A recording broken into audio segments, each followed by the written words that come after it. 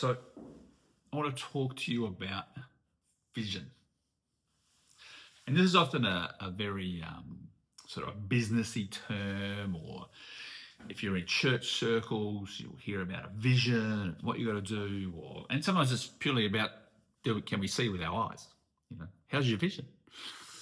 So we use the word in many different ways in our English language, and what I want to talk about right now is that picture that you paint. Okay, the ability to communicate this and to a group of people, and why that is so important, and our posture. So our positioning as people who hear vision is so critical as well. Okay, so firstly, as a leader, vision is the biggest tool you have on your tool belt. If you lack vision, where are you headed? And if you lack a place to communicate that, then nobody's following you. So vision is communicating the idea. All right, how you get that idea. Okay, that picture. This is what I believe that I in my life or us as a community are to be a part of. My business, my school, my classroom, my staff team, whatever it is. Vision is the lifeblood for you as a leader. You don't turn up any week without a picture for that week. If you do, one, you're not communicating where you want to take people that week. You're not able to bring people on a journey. If you're not part of an organization that has a large vision, then you're not steering people towards that all the time. Okay. The size of the vision is so critical.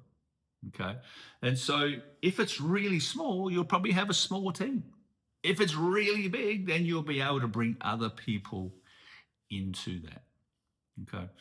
I worked for an organization for many years that its vision was to see the gospel message brought to every nation on earth. Now, pretty big mandate, pretty big vision. The thing with that is everybody can play a part in that vision. There's no limit. Who can join your vision? Is your vision to see one thing, two things, a little thing? Maybe it's with your class.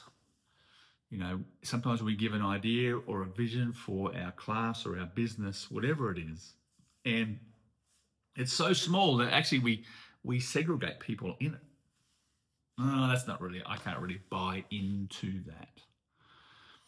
Okay, so as we have a vision, it must be big enough for everybody that's within our planned community. I say planned because it may not be current.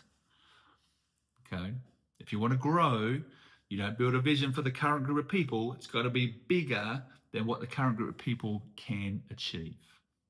That creates a tension. Right? There's a real tension between those two, because those people who are there look around and say, how can we do that? And that's part of taking people on that journey and inviting more. We'll talk about that later. But having the vision is critical. So it's going to be bigger than your group people. It's going to be bigger than the current people in your circle of influence. If it's not bigger, then you're not going to expand and grow. And you need growth.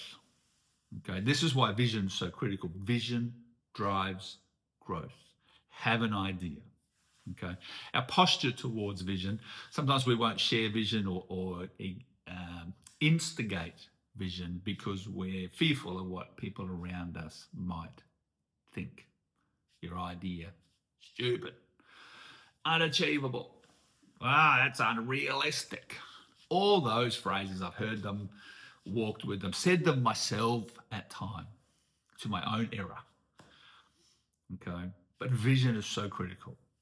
Okay, so our posture towards that we must be bold and courageous in sharing vision. You might tweak it, you might adjust it, and over time that vision might move and shape, but never let the community, the naysayers, be the leveler of your vision. That's number one. Okay? Don't let fear restrict you from sharing your vision. May it be big. Our world needs big visions. Our world needs some big ideas to shift it into where it needs to be. Your community needs big ideas to see positive and fruitful change within it. Our elderly need big ideas. Our children need big ideas. Our schools need big ideas. And our governments, they need some big ideas to shift the conversation. So don't ever stop sharing big ideas. Okay.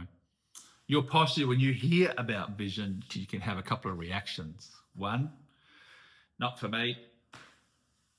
Well, if it's not for you, as Jim Collins wrote in Good to Go, get off the bus, get out of the way. Don't hinder it. If it's not for you, that's okay. Not every vision is for everybody. But don't hinder others. Go find the piece that you're diving with, you're running with. Okay? You know. If it is you, then align your vision, your values and purpose in with it. Fully align. Go, yes, I'm in. It's what I want to do. Okay. Should you do that, really, the vision should be a positive impact upon your community. It should be one that brings hope, life, strength, provision. Those things should be evident in the community. If the vision is for harm in the community, then get out of it. Don't be a part of that.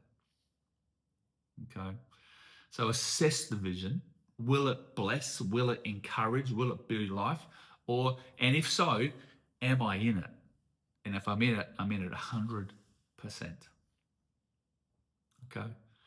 Now that 100%, when you give that, that's now going to cost you.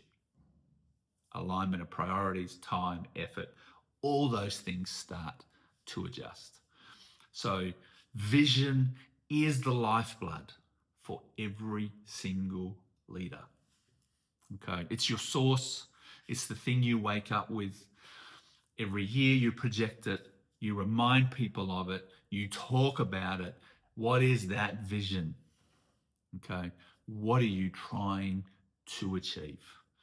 Grab a hold of vision. You need it. It will sustain you through quiet times. It will sustain you through hard times. Okay, don't ever lose sight of it. Paint it on the walls, paint it in the books, wherever it is, paint it, paint it, paint it. Okay. I've got two big visions in my life. Okay. It is to champion young people. When I was 18, that's the thing that drove me. And it still does today. Championing young people. I used to travel around Western Queensland as a little 18-year-old, and I'd be speaking in schools and colleges and talking to them about don't think small. I thought small when I was a teenager. And it took me a little bit of time to get out of that thought. And even when I was sharing that as an 18-year-old, I was still growing in what that could be. So my vision was always championing young people. Okay. No matter where I walked, no matter where I went. There was no restriction of country, no restriction of place, but to enable young people. Okay. Now I'm 47. I think I'm still a young person. So maybe that's everybody. Maybe that grew a little bit as I went along. Okay. So championing young people. All right. Number 2, leadership. Everywhere I jump into things, it ends a bit conversation of leadership. Everything rises and falls, as John Maxwell writes. Everything rises and falls on leadership. Leadership doesn't do everything, but good leadership transforms businesses, transforms organizations, and sees value added to every community. And so I'm a champion of good leadership and that conversation. So vision, we'll end this time, this short little snippet for you to remind you, take vision today. Take that concept, learn about it, chew on it, expand your own. Whatever you've written so far, double it, triple it. Now you've got a vision that other people can run with you with.